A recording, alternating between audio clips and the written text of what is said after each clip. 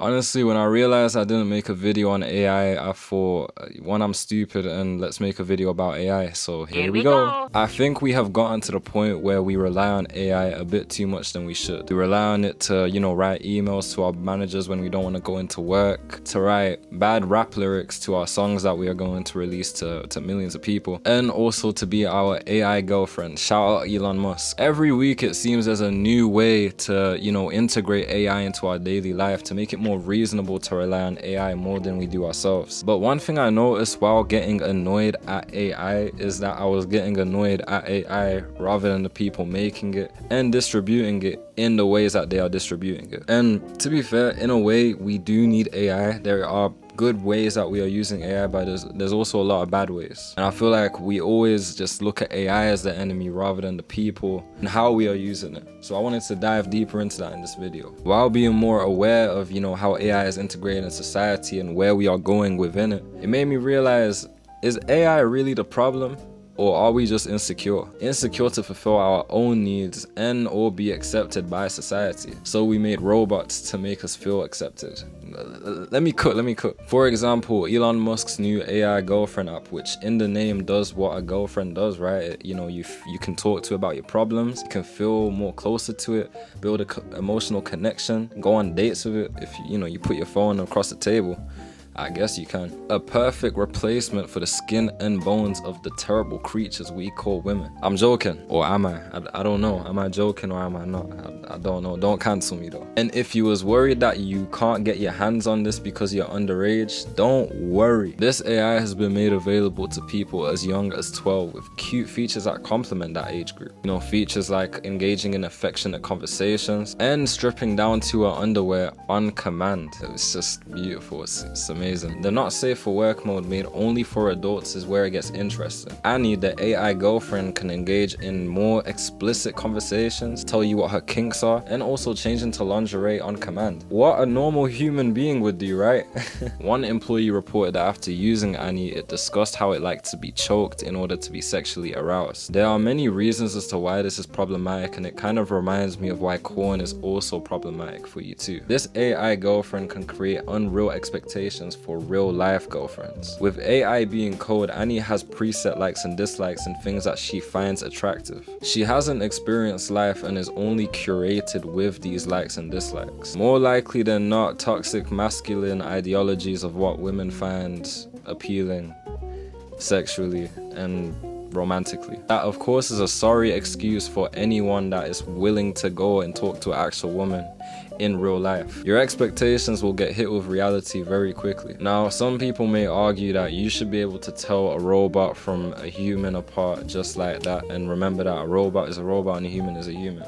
But we don't work like that as humans. We believe what we see and feel and create bonds with objects and people depending on the emotional connection that we have with that certain thing. In the same way we form parasocial bonds with influencers and celebrities that we do not know, it's the same way you can form bonds with technology that you have no relation to. In fact, media equation theory tells us that it's more bound to happen with AI. This is due to the concept of heuristics, a term bound by evolution that explains how we respond to social cues such as faces, voices, and responsiveness. And if you haven't guessed already, we respond quite positively to that, which is what makes us seem more human than she actually is. But even with humans, we don't have to necessarily get so emotionally attached. So why is it that we can become so emotionally attached to a machine and maybe not a human? The problem lies in a lot of men's insecurity in actually talking and forming connections with women. Articles and subreddits have shone light on how men are not approaching women like they used to back in the day. I said back in the day like I was there.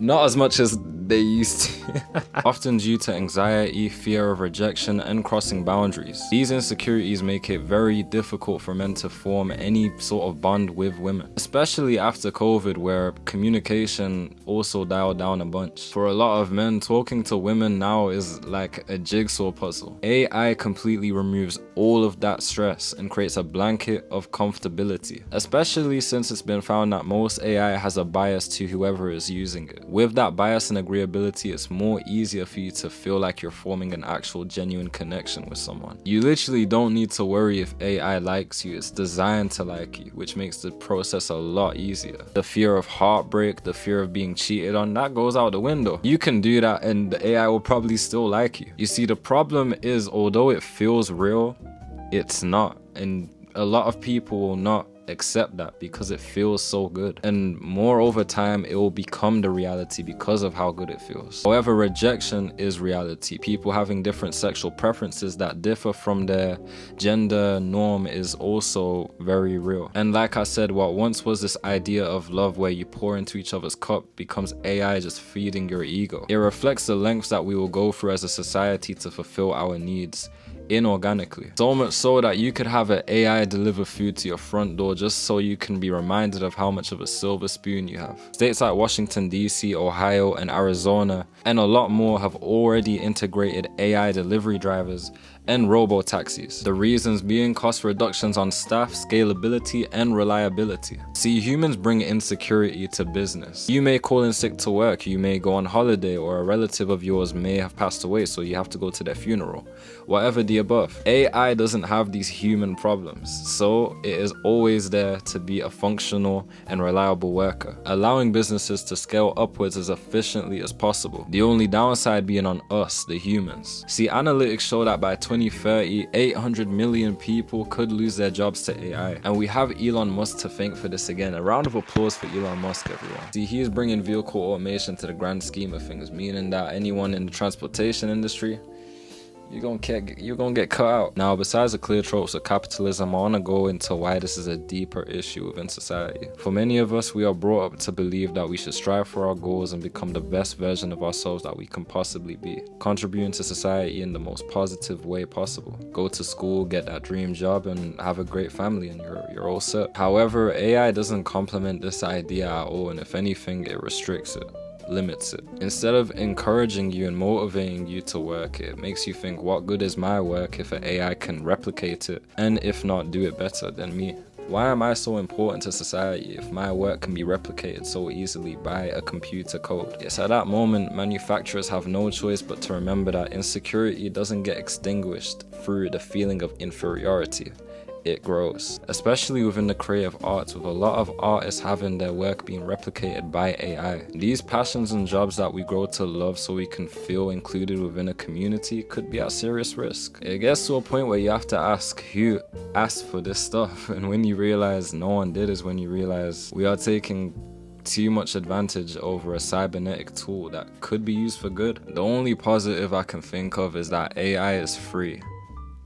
Until it's not. I don't think I need to remind anyone of this, but nothing in this world is free, and especially within the tech industry. And especially when big tech industries are giving things for free, powerful resources for free. See, I say until it's not because this AI isn't getting fueled by thin air. Gallons of water are being used in order to power AI and make it functional. And as AI becomes more powerful and the demand for it becomes more needy, more gallons of water is going to be needed. Besides that, our sense of freedom could also be at a cost. See, from my perspective at least, we are losing our sense of real freedom for perceived freedom. A dystopian world often portrayed in movies where you can sit back and relax and AI will take care of all of your troubles. Your whole world is a paradise until you realize that everything is artificial. The way that you're living, your thought process, your favorite actor, your favorite singer, all powered by AI. In a quest to cure your insecurity, you've only picked up a false sense of security. We must question how far this will go and how far we will let it go. Vice secretaries have also spoken about how they use AI to influence their political decision making. Decisions that will influence nations and the people within it. Laws that they need to abide by and regulations put in place to keep the society functioning. AI isn't only replacing Google, but replacing critical thinking